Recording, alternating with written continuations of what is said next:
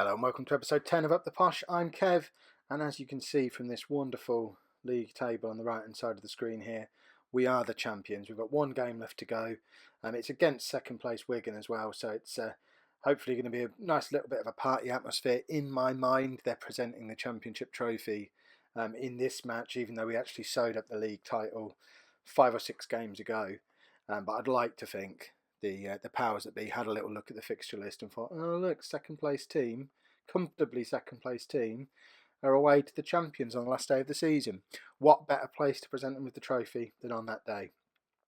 That game is going to be live com later on in the episode, but before we get to that, I'm just going to have a little look at the last few games since the last game that we looked at, have a little bit of an examination of the league table, and then after the match we're going to do a bit of a review of the season and get an idea of what the plans are for next season. As you can see from this league table, we have an enormous, ridiculous points total. I still don't really understand how that's happened. The previous highest points total in League One was held by Wolves, and that was 103 points. So we've already absolutely smashed the highest ever points in League One record. The next record I've got my eye on is top goal scorers in a season in League One is 111 goals, which I believe was QPR back in the 60s. Now I know it's a bit of a tall order to put 5 goals past the second best team in the division, but that's why I kind of hope the trophy is going to be there to demoralise them and let them just play along. Let's put 5 goals past them because it'd be fantastic. It's obviously not going to happen though. But if we have a look at the games since the Johnson's Paint Trophy final, when you were last with me, you can see that in that time we've only actually conceded 1 goal. It's a bit of a contrast from the way we were playing earlier on in the season, when we were absolutely hammering teams, scoring a lot of goals ourselves, but also letting in quite a few goals. Lots of 5-1s, 6-1s, there's a 3-2, 2-1, 3-1, always conceding a goal, 5-2 there. It's been a complete turnaround since Wembley. We've become boring. It's a lot of 1-0s, 2-0s, lots of it's just 1-0s and 2-0s. We did concede 1 goal against Scunthorpe, but we're never in any doubt of losing that game. I'm not going to go through all of these games individually, mainly because from about here onwards, we had the league wrapped up and we were basically just rotating the squad, trying to keep everybody fit, trying out a few players in different positions, trying to start making some plans for next season. So what I'm going to do is play the live match against Wigan, and then rather than reviewing these games individually, we're going to have a look at the season as a whole, break down some of the key players, and have a little bit of a chat about what the plan is for next season. So let's get straight into the live com match, which I believe I already selected the team for. Let me just double check. Yeah, that's pretty much our strongest team. We've been rotating it a little bit lately. In a real strongest team, we'd probably have Cozzy and Clay rather than Adam Chickson at left back, but there really isn't much between those two players. I know Chickson was originally signed as a backup to Clay, but with Clay being away, he's had 2 breaks for holidays. He's been to the African Nations Cup. Chickson's actually played more games than he has this season and has really developed as a player. So there's really not much between those two now. Same with Stephen Darby and Tyler Browning. Browning really came in as cover for the centre-backs when Alex Davey went back to Chelsea, but has really proved himself to be a top League One right back. And with Darby not quite being back to full fitness from a recent injury, I don't see any reason to risk him and drop Browning. I think Browning probably deserves the spot. Leandro Rodriguez has just carried on in the ridiculous form that he was in. He's got 14 goals in 17 games now. If he gets yet another hat-trick in today's game, that should be enough to break him into the high scorers chart in League One for a player that didn't make his debut in League One until the middle of February, and that would be quite some achievement. But let's get into the match. So let's submit the team. Computer's being a little bit slow. There we go. Yeah, we're the favourites. Obviously, we're already up. Wigan are already up as well. There's not really anything for anyone to play for, other than the fact that we would like 5 goals to be able to get the top goal scorer record. We're going to come in to pack the midfield by the looks of it. Hopefully this means that we should have a lot of joy just sort of dancing around in this area here with our 3 attacking midfield players. It means these 2 guys aren't going to get much time on the ball. We've been crowded out by them lot. But hopefully he's not going to get much service for Wigan, and it should just be a case of seeing how many we can score rather than having to do much about them. They've come here very defensive. After all that, we're probably going to get hammered now. But let's see how things work out. So come on, let's start things off with a goal straight away. Score in the first minute. Show everyone we mean business.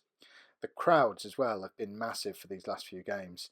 I had an inbox message rumouring that this was going to be a complete sellout, which again leads me to think they're perhaps doing the trophy presentation, because there's not really any other logical reason for it to be a sellout. Yeah, it's a top of the table tie. Oh, Marcus Maddison, there we go. 1-0. Less than 5 minutes on the clock. If we keep scoring every 5 minutes, we'll be fine. I don't even mind if we win 5-4 today, or lose 5-6, to be honest. I just want 5 goals.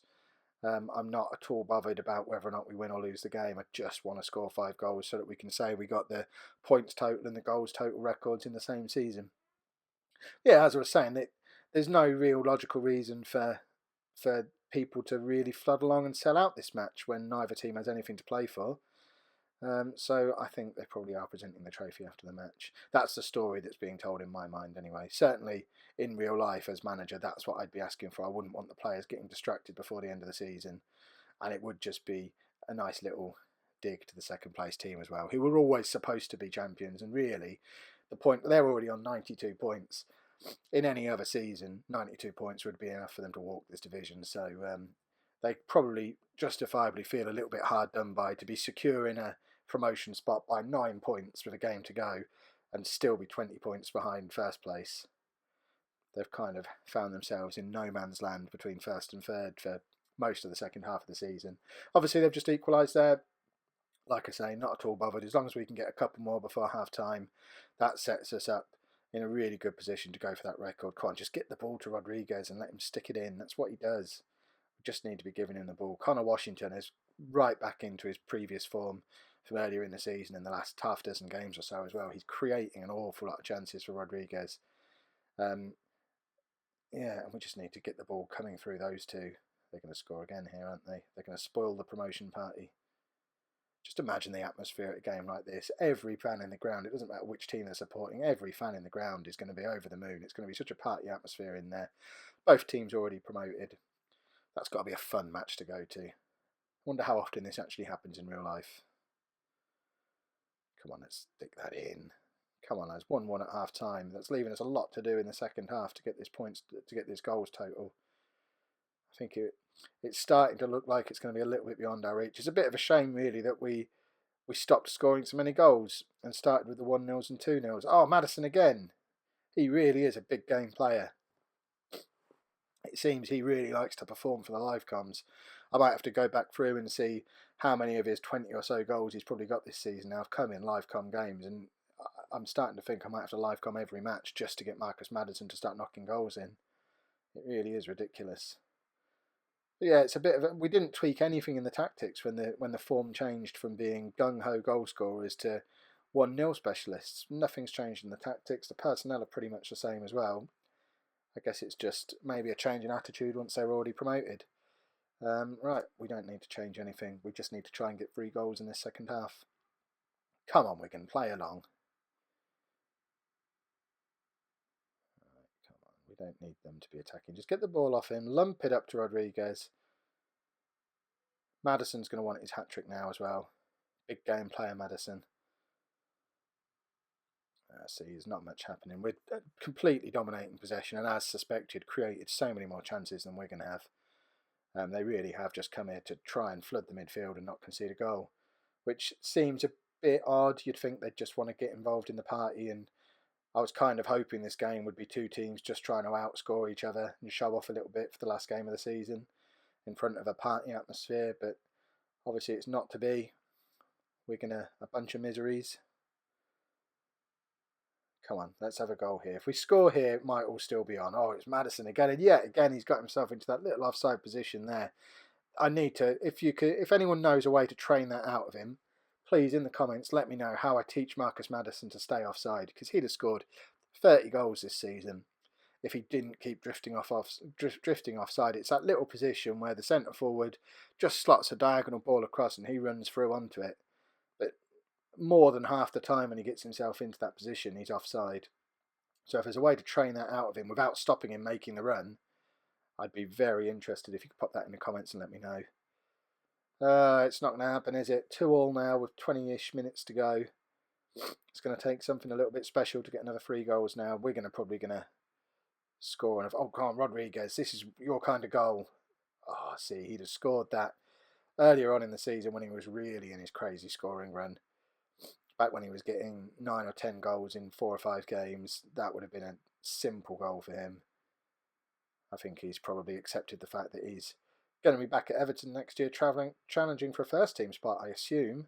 It'd be amazing to get him again on loan next season, but the form he's been in, he's far too good for this division, and I'd be very surprised if we got to keep him here next year. Right, let's take Washington off. He looks like he's struggling a little bit.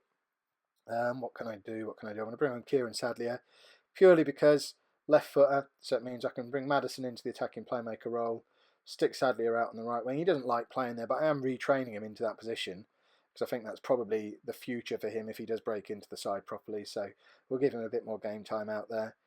Gabby Zaquani is going to come off as well. We haven't got a centre back on the bench. Oh, yes, we have. Oh, in fact, do I bring on Bostwick or do I move Browning across? I think I'm going to bring on Derby and just give Browning the last 20 minutes playing in his preferred position. We'll leave it there for now. Probably going to bring Maddison off maybe in 10 minutes, but it's a shame to bring him off when he's on his hat-trick.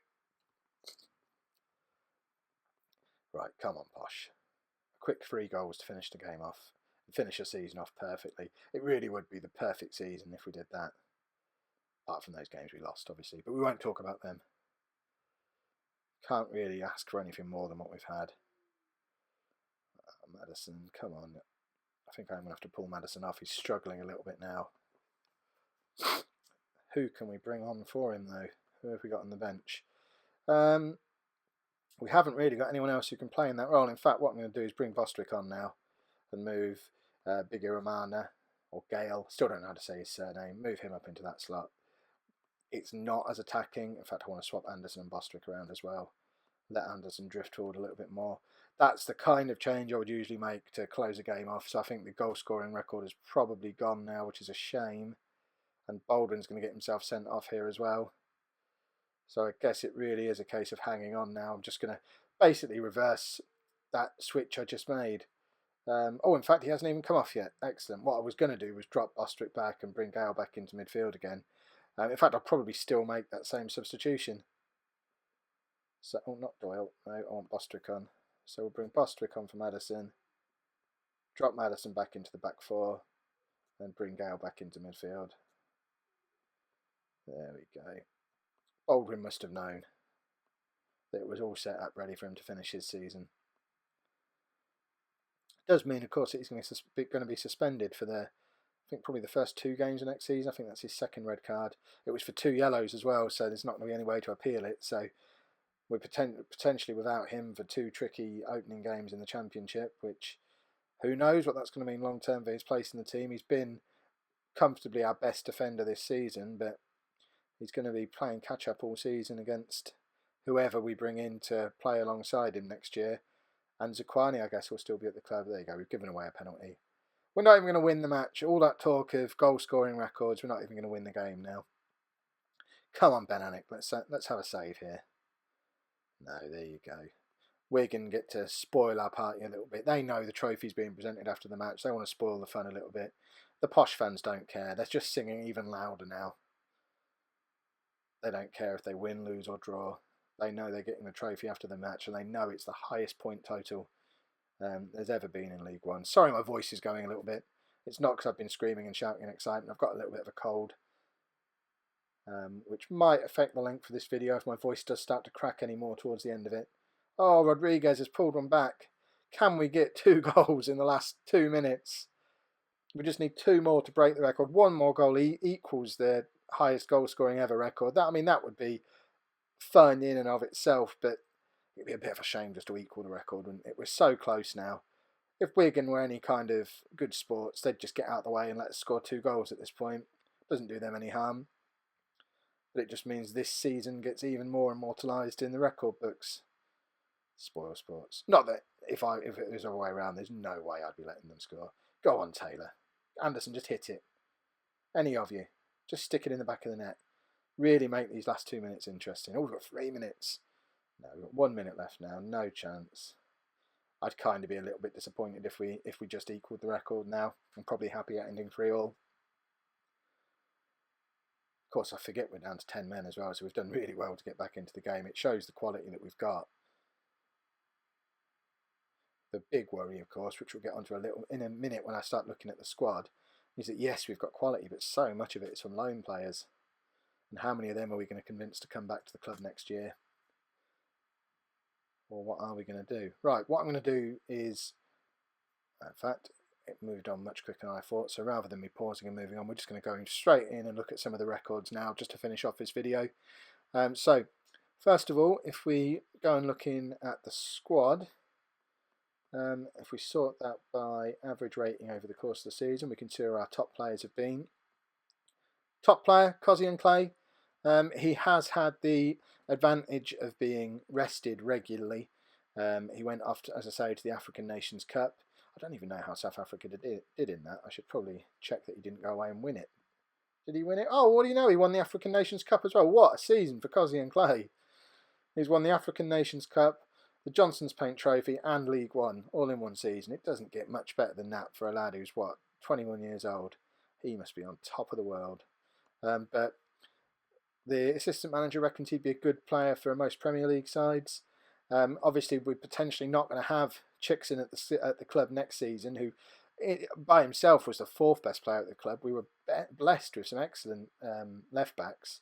Let's just filter this by senior squad actually, and we see that if we ignore that Sean Brisley exists because he only played 7 matches, the 2 best players at the club have been Clay and Chickson. Which really does say a lot for how much those two have been pushing each other for that first choice left back spot all season. But with Chickson probably not at the club next year. When does his contract with Brighton expire? Well, he's got another year on that. I mean, he might come back. I would say after a season like that in League One, they would be mad not to draft him into their squad for next season in the Championship. Let's see, where did they finish? In fact, if they've been relegated, is 21st relegated? Oh no, they've escaped relegation. So they're clearly not a great team.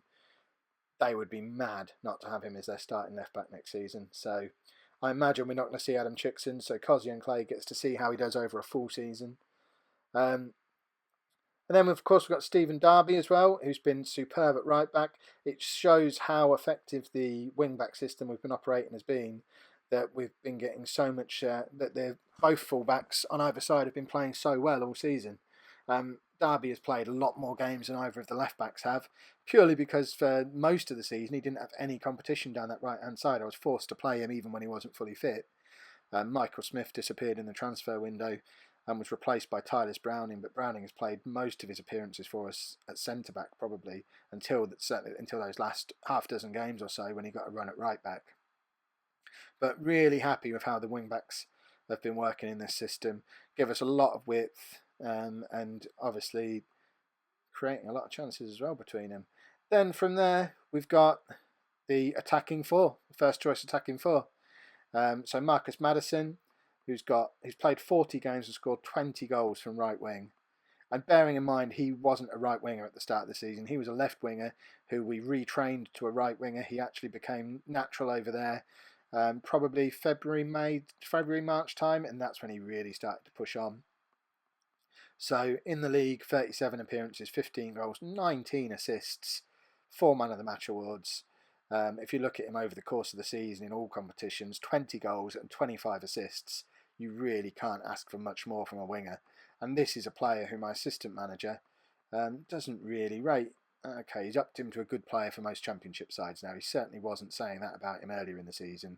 Still only 2.5 star in his current ability. But that is a fantastic season for Marcus Maddison.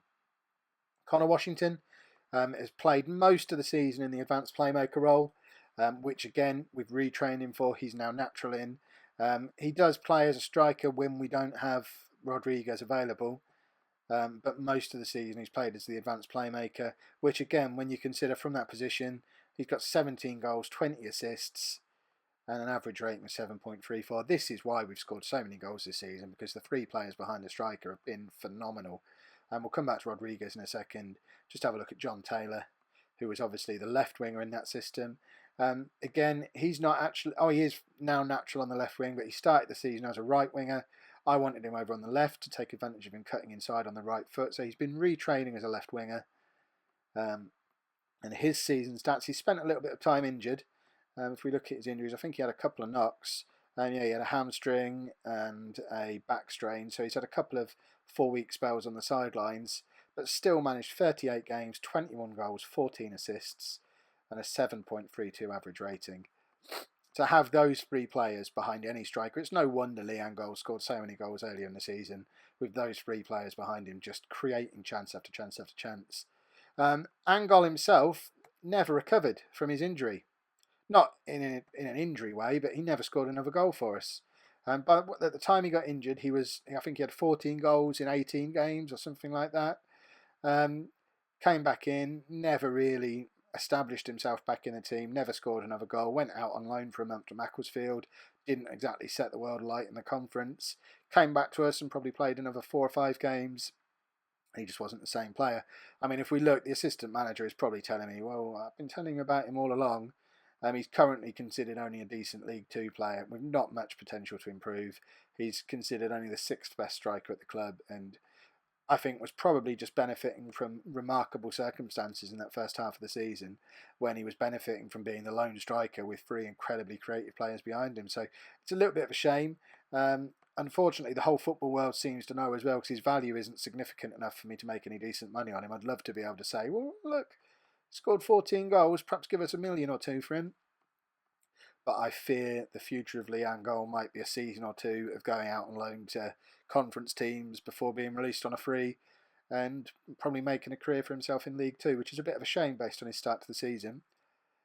Major contributing factor to him not playing anymore, though, was the emergence of this guy, Leandro Rodriguez, signed on loan from Everton. I remember saying on the game at the time that he was only brought in as cover for if Martin Waghorn didn't quite cut it. He was the guy who we were paying a salary to. He was on loan from Rangers. We expected Waghorn to be the big man, the big player. We'll get to him in a minute. But as soon as Waghorn got injured, Rodriguez took his chance, and did he take it?